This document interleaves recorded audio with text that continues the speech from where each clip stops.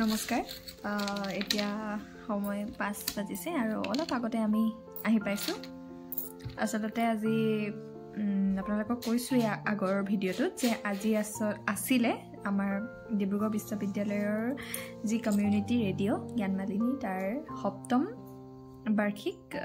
প্ৰতিষ্ঠা দিৱস গতিকে সেই অনুষ্ঠানটি আমি বিনয় গুটিয়া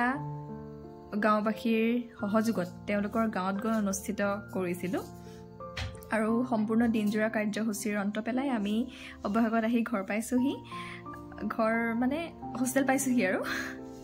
ভাল লাগিলে খুব ধুনীয়া তেওঁলোকে খুব ধুনীয়াকৈ সহযোগিতা কৰিছে ভাল লাগিলে আপোনালোকক তাৰে কিছু দৃশ্যাংশ আপোনালোকক দেখুৱাম